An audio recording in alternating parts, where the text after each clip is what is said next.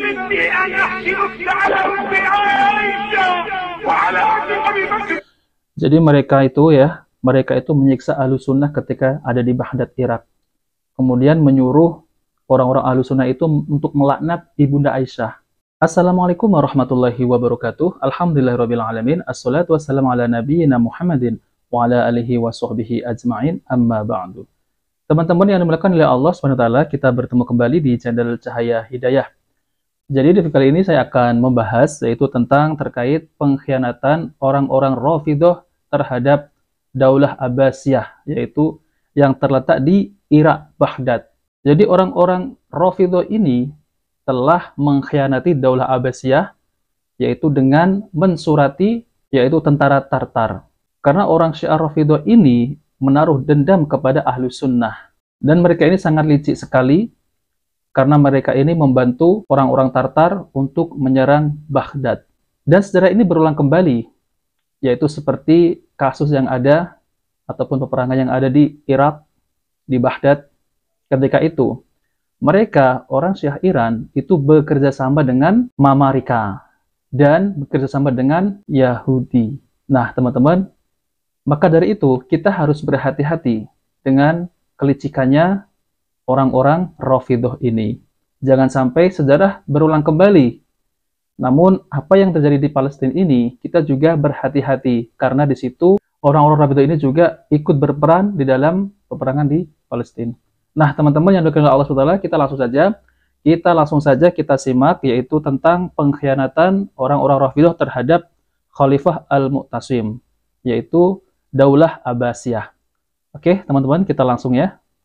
Adapun kejahatan berikutnya yang dilakukan oleh orang Syiah, ya, seperti pengkhianatan besar-besaran yang dilakukan oleh seorang Rafidh yang bernama Ibnul Alqami dan juga Nasiruddin At-Tusi Ar-Rafidhi, yang menyebabkan terbunuhnya sekitar 1,5 juta kaum muslimin di kota Baghdad. Dan ini pun disampaikan oleh Al-Hafidh Ibnu Katsir rahimahullah dalam kitabnya Al-Bidayah wan Nihayah, yang peristiwa tersebut terjadi pada tahun 656 Hijriyah di zaman Khalifah Al-Mu'tasim. Al-Mu'tasim rahimahullahu taala, ya, adalah raja terakhir dari dinasti Abbasiyah. Dan dia memiliki seorang perdana menteri yang bernama Ibnul Alqami. Ibnul Alqami seorang Rafidhah dan hakut, sangat dengki kepada Ahlussunnah wal Jamaah. Ya, padahal dia sudah dibaiki oleh Al-Mu'tasim bertahun-tahun, dia menjadi perdana menteri, dimuliakan oleh Al-Mu'tasim. Namun ingat, orang Syiah memiliki makar, senantiasa berharap kapan Ahlussunnah bisa habis, bisa dihancurkan. Sehingga tatkala dia ingin menghancurkan dinasti Ahlussunnah, dia membuat rencana jangka panjang. Orang Syiah itu bukan orang-orang yang tidak punya tanzim, tidak punya aturan. Enggak, mereka punya aturan dan mereka punya rencana berapa tahun berikutnya, rencana 50 tahun berikutnya, ya, untuk menguasai dunia, untuk menghabisi Ahlussunnah. Di antaranya rencana yang dilakukan oleh Ibnu Al-Qam, dan ini disebutkan oleh Ibnu Katsir rahimahullahu taala. Makanya saya sering mengangkat Ibnu Katsir karena saya tahu kebanyakan kita di tanah air Indonesia bermadzhab Syafi'i. Maka ingatlah, ini perkataan ulama Syafi'iyah. Apakah kita mendustakan perkataan Imam Syafi'i? Apakah kita mendustakan perkataan Imam Az-Zahabi? Apakah kita mendustakan perkataan Al-Hafidz Ibnu Katsir rahimahullah yang telah menjelaskan akan bahayanya Rafidhah? Ya. Karena sekarang banyak orang-orang yang mengaku bermadzhab Syafi'i, ya, berkhianat dan mengesankan bahwasanya Syiah tidak ada masalah. Syiah adalah saudara-saudara kami. Ini adalah pengkhianatan, kedustaan yang mereka lakukan terhadap rakyat atau Ahlussunnah yang bermadzhab Syafi'iyah. Ibnu Katsir menyebutkan bahwasanya Ibnu Al-Alqami tatkala ingin menghancurkan Ahlussunnah, maka dia meletakkan rencana jangka panjang. Pertama, dia merayu khalifah untuk, ya, mengurangi gaji para tentara. Serdadu atau tentara tatkala itu, pasukan yang ada di Baghdad jumlahnya sekitar 100.000. Maka dikurangi gajinya. Ini tidak perlu, sekarang ada perdamaian, tidak ada keributan, tidak ada masalah. Kurangi saja gaji para tentara tersebut, digunakan untuk yang lain. Akhirnya gaji tentara dikurangi. Tatkala gaji tentara dikurangi, tentu tentara jadi malas jadi tentara. Ya. Kemudian apalagi banyak orang-orang yang dipreteli dari diwan gaji, dari daftar gaji si fulan tentara ini tidak diberi gaji. Sehingga akhirnya tentara yang tadinya jumlah 100.000 berkurang, mengundurkan diri. Sampai tinggal tentara yang ada di Baghdad dari 100.000 menjadi 10.000, tinggal sedikit. Tinggal 10.000. Allah. Ini berjalan dengan bertahun-tahun. Bertahun-tahun. Setelah jumlah tentara menjadi 10.000, maka dia pun mengirim surat kepada Holako. Holako, ya, penyembah berhala, dikirim surat dari Tatar. Kirim surat bahwasanya seranglah Baghdad karena pasukan tentara tinggal sedikit. Dan ternyata Holako punya penasehat, Nasiruddin At-Tusi, dan juga seorang Rafidah. Seorang Rafidah ini adalah penasehat penyembah berhala, ya, Holako. Maka terjadilah kerjasama antara menteri dari Mu'tasim dan penasihat dari Holako. Ini mengirim surat kepada temannya. Mereka ini licik sekali. Maka dari itu kita harus berhati-hati dengan takiyah-takiyahnya orang Syiah ini. Ya memang sekarang jumlah mereka itu sedikit. Namun kalau jumlah mereka ini banyak, ini sangat berbahaya. Maka dari itu teman-teman, jangan sampai kita tertipu dengan takiyahnya orang Syiah. Sebagaimana yang dikisahkan oleh Ustaz Dr. Firanda Andirja ini tentang pengkhianatan orang-orang Rafidhah ini terhadap Khalifah Daulah Abbasiyah. Nah teman-teman, mari kita lanjutkan ya. Ini sangat menarik. Maka datanglah Holako dengan pasukannya ingin menyerang kota Baghdad. Maka masuklah mereka di kota Baghdad. Tatkala mereka datang ingin menyerang kota Baghdad, maka Khalifah Al-Mu'tasim bersama pasukan yang tinggal sedikit 10.000 tersebut siap bertempur, ya, berjihad di jalan Allah Subhanahu wa taala. Di sini Ibnu Al-Qami berperan lagi. Dia mengatakan tidak perlu khalifah kita berperang, kita berdamai saja dengan Holako. Maka datanglah engkau bersama sebagian anak buah untuk bertemu dengan Holako. Dirayu oleh Ibnu Al-Qami. Maka berangkatlah Al-Mu'tasim dengan beberapa anak buahnya bertemu dengan Holako. Maka kemudian dihinakan dan dibunuh oleh Holako. Setelah dibunuh khalifahnya, maka mereka pun masuk dalam kota Baghdad dan mereka menumpahkan darah kaum muslimin, darah Ahlus Sunnah yang tatkala itu berjumlah sekitar 1,5 juta Ahlus Sunnah wal Jamaah dibunuh oleh Holako akibat kerjasama antara Ibnul Al-Qami, seorang Syiah, dan juga Nasiruddin At-Tusi, juga seorang Syiah. Ikhwani fillah azanillahu wa iyyakum, kasus terbunuhnya Ahlus Sunnah ini diakui juga oleh sejarawan Syiah. Mereka tidak mendustakan peristiwa ini. Dan itu terjadi di abad ke-7, sementara Ibnu Katsir di abad ke-8. Ibnu Katsir tentunya tahu persis tentang kejadian tersebut karena jarak cuma berapa? Sekitar satu abad. Kejadian yang 656 Hijriah abad ke-7, Ibnu Katsir adalah ulama abad ke-8. Sehingga jaraknya tidak jauh. Jadi Ibnu Katsir tidak omong kosong. Dan peristiwa ini pun diakui oleh orang Syiah seperti yang diakui oleh Ibnu Sa'i dalam kitabnya A'yanu Syiah, tokoh-tokoh Syiah. Ya, dia menyebutkan bahwasanya tentang peristiwa terbunuhnya Khalifah Al-Mu'tasim dan jatuhnya Daulah Al-Abbasiyah.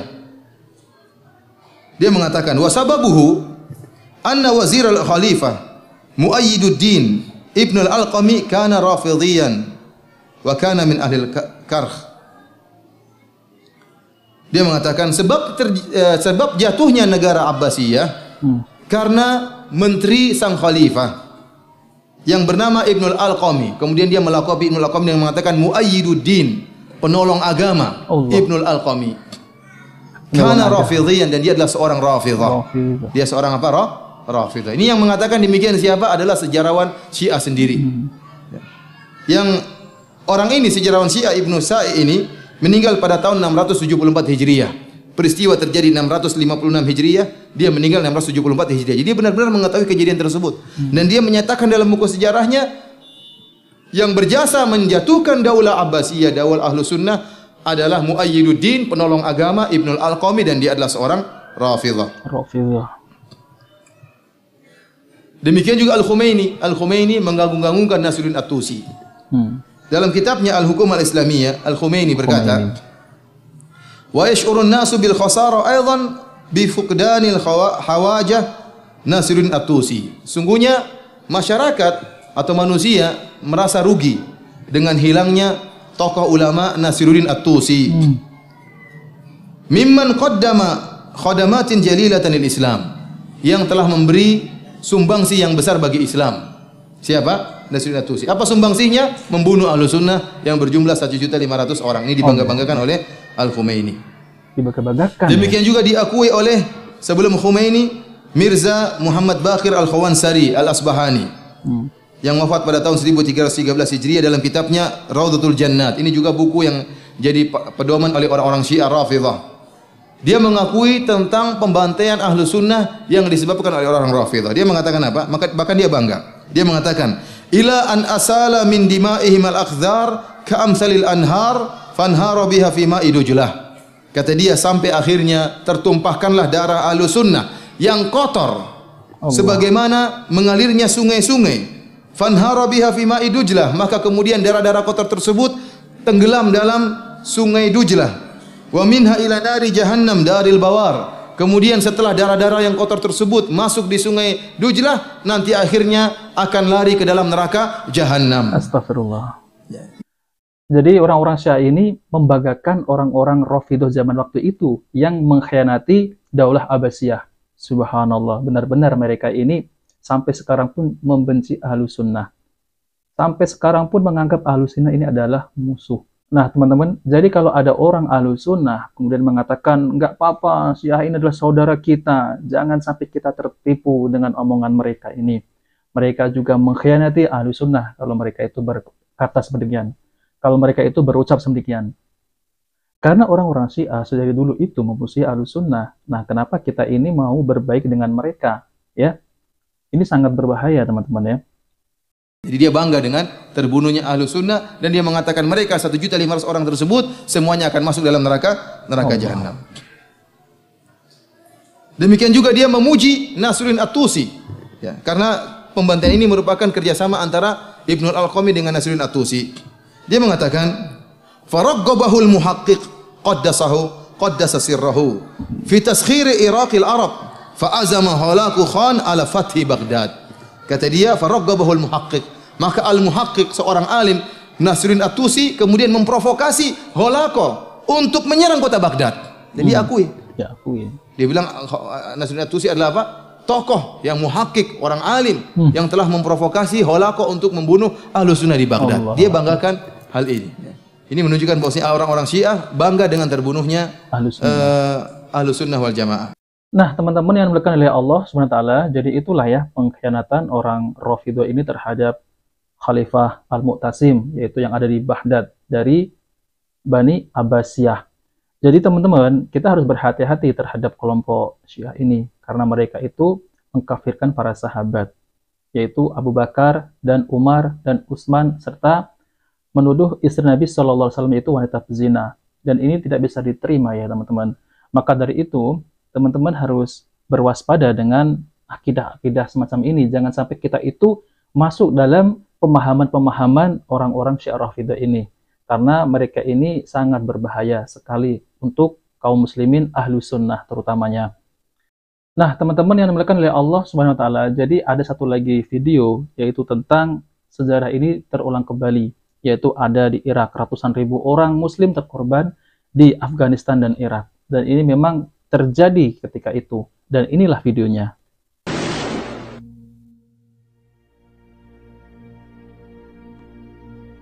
Jadi ini adalah hasil kerjasama 3 negara, yaitu Iran, terus kemudian Amerika, dan Israel. Dan saya tidak menampakkan ini ya, karena ini ngeri, jadi saya lewati, karena ini nanti tidak boleh ditayangkan ya.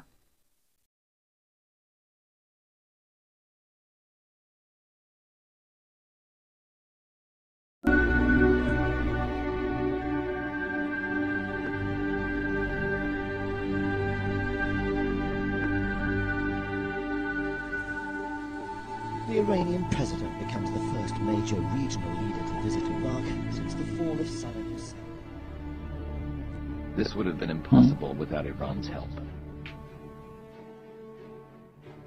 Iran and Israel have a very close cooperative. Iran dan Israel telah mempunyai hubungan kerjasama yang erat. strategic relationship with the Israelis actually helping Iran already under Khomeini. This would have been impossible without Iran's help. Iranian diplomats in France during the Second World War were actually Nah, ini teman-teman sangat menarik. Pada kenyataannya, pada Perang Dunia Kedua, mereka telah menolong, yaitu orang Yahudi Prancis, lari ke Iran. Bebas daripada Nazi. Kemudian orang Yahudi ini diberikan mereka paspor Iran. Ya. Dan memang ternyata di sana itu ada perkampungan Yahudi, yaitu yang namanya Khurasan, kalau nggak salah ya. French Jews flee to Iran and flee from the Nazis by providing them with Iranian passports. And there's been a long history. Almost every Iranian Dan telah menjadi sejarah yang lama, hampir ke semua Yahudi Irak yang berada di Israel pada hari ini lari melalui Iran dan kerajaan Iran menolong Israel. Jadi ada hubungannya, yaitu mereka ini ya, Amerika, kemudian Israel, kemudian Iran. Nah, ini tiga negara ini semestinya mereka itu tidak bermusuhan. Jadi teman-teman jangan tertipu ya, mereka ini semestinya saling tolong-menolong dalam untuk menghancurkan Muslim, terutama Ahlus Sunnah. Nih, mereka ini. Dan mereka ini juga punya kepentingannya sendiri, kemudian orang Yahudi juga mempunyai kepentingannya sendiri, dan orang Iran juga mempunyai kepentingan sendiri, yaitu ingin menguasai ataupun ingin menghabisi Ahlus Sunnah. Dan mereka ini ingin menjadikan Timur Tengah ini sebagai kerajaan Majusi gitu ya, kerajaan Persia zaman dahulu. Ini sangat menarik sekali teman-teman ya. Jew that is in Israel today fled through Iran, and the Iranian government was helping Israel be able to repatriate many of the Jews. So there's been a long history of friendship.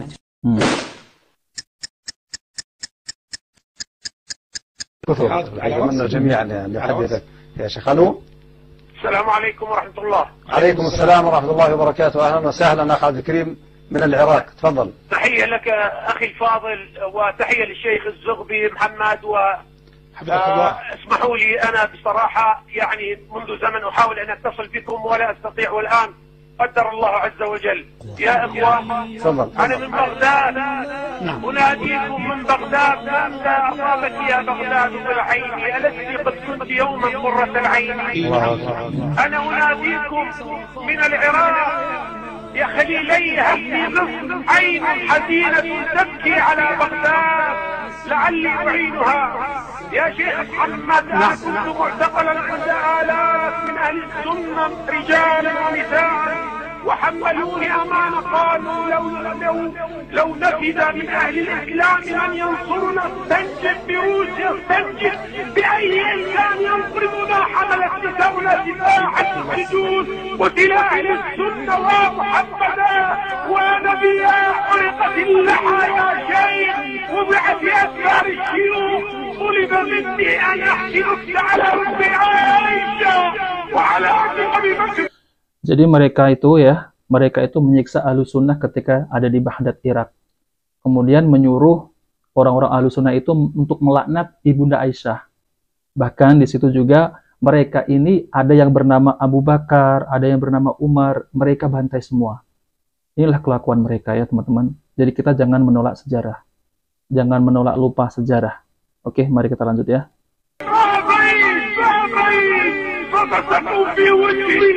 وضع النجاة على لحيتي، انقذوا أهل السنة ومحمدا ونبيا وإسلاما. حملت نساؤنا حملت نصران السنة على السنة، يعلون في الشوارع يضحون لأجل عمر وبكر وعثمان وبعد الناس أصحاب رسول الله قالوا احكي لنا نسمع عن عائشة، قلنا لا، فاقطعوا أصابعنا وقلعوا أظافرنا. يا شيخ يحملك المال، اللهم اشهد إني بينت رأيت فتاة تغتصب وتقول والله أنا ماكر، والله أنا حافظ القرآن، ثم قالت تنادي من يذهب إلى رسول الله ويقول عز الرجال عز الرجال رسول الله. لا شيء، اسمعت اللفظ السواد، لا زالت أعماق الحق على المكان حتى في جلدي، لأني فقط اسمه عمر وبنتها عائشة. لقد عرفوا طفلا في القرن ووضعوا عليه البصر، لأن اسمه عمر عمره Nah, teman-teman yang dimuliakan oleh Allah Subhanahu wa taala, itulah kejaman orang-orang Rafidhah ketika mereka ini menguasai Irak. Orang-orang ahlu sunnah itu yang bernama Abu Bakar ataupun yang bernama Umar, yang bernama Aisyah, mereka itu bakar. Subhanallah, mereka ini sangat membenci ahlu sunnah wal jamaah. Mereka ini sangat membenci ahlu sunnah. Lalu kenapa kita harus berbaik dengan mereka? Nah, teman-teman yang dimuliakan oleh Allah Subhanahu wa taala, maka dari itu kita harus berhati-hati jangan sampai kita itu tertipu dengan tipu daya mereka. Dan seakan-akan kita lihat di zaman sekarang ini Iran Syiah itu menolong Hamas. Tentu pasti ada maunya. Tidak ada orang-orang Iran Syiah ini menolong tidak ada maunya, pasti ada maunya. Maka dari itu negara-negara Arab tidak terkecoh dengan orang-orang Syiah ini yang cari muka di media-media. Dan teman-teman yang diberkahi oleh Allah SWT, jadi kita harus berhati-hati ya. Nah, teman-teman yang diberkahi oleh Allah SWT, jadi keruntuhan kota Baghdad yang kala itu merupakan ibu kota Daulah Abbasiyah di tangan pasukan Tatar tak lepas dari konspirasi yang dilakukan oleh Ibnul Alqami dan At-Tusi. Yang seperti yang diceritakan tadi Ustaz Dr. Firanda, mereka berdua ini adalah Syiah Rafidhah. Mereka ini bekerja sama untuk meruntuhkan kerajaan Abbasiyah.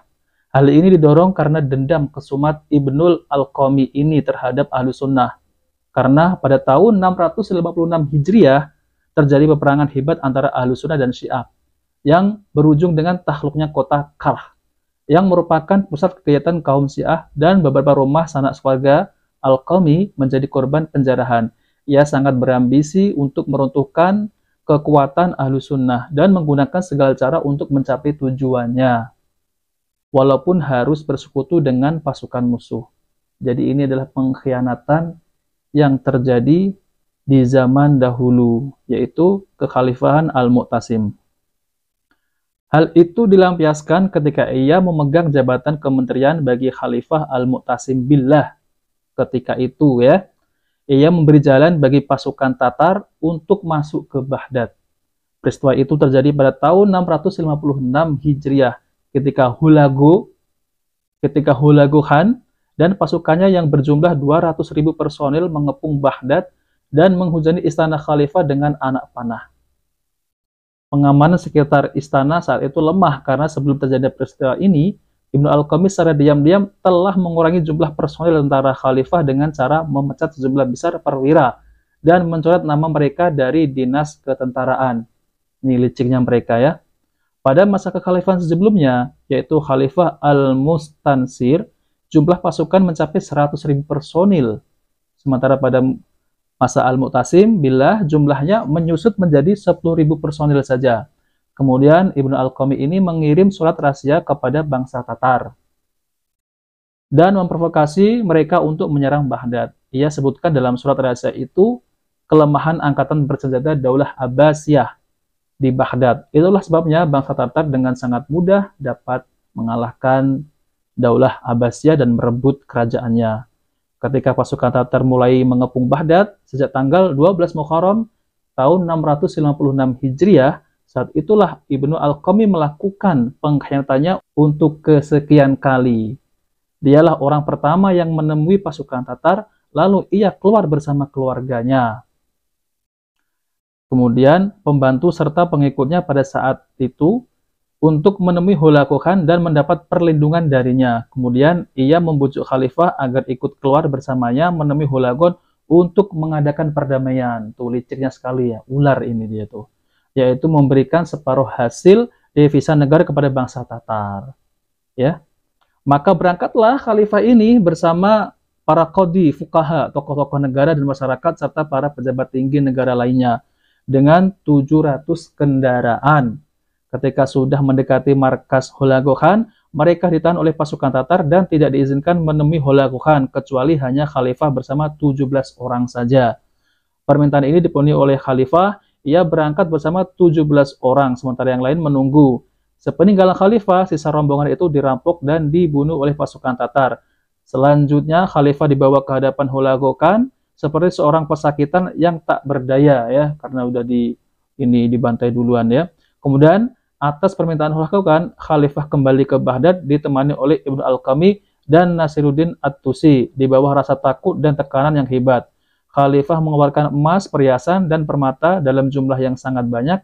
Namun tanpa disadari oleh Khalifah, para pengkhianat dari Syiah ini telah membisiki Hulakukan agar menampik tawaran damai dari Khalifah. Ibnu Al-Qami ini berhasil meyakinkan Hulakukan dan memutuskan untuk membunuh Khalifah. Ya. Dan tatkala Khalifah kembali dengan membawa perbendaharaan negara yang banyak untuk diserahkan, Hulakukan memerintahkan agar Khalifah dieksekusi. Dan yang mengisyaratkan untuk membunuh Khalifah adalah Ibnu Al-Qami dan At-Tusi. Di dua orang ini ya, pengkhianat, yaitu orang Rafidhah. Mereka ini dibangga-banggakan oleh Khomeini dan ulama-ulama Syiah yang ketika itu. Mereka ini membanggakan dua orang pengkhianat ini. Dan tercatat dalam sejarah, mereka ini membantai Ahlussunnah ada 1,5 juta, bahkan 2 juta kalau tercatat dalam sejarah. Nah, itulah teman-teman ya. Ini sangat mengerikan sekali ya kisah semacam ini.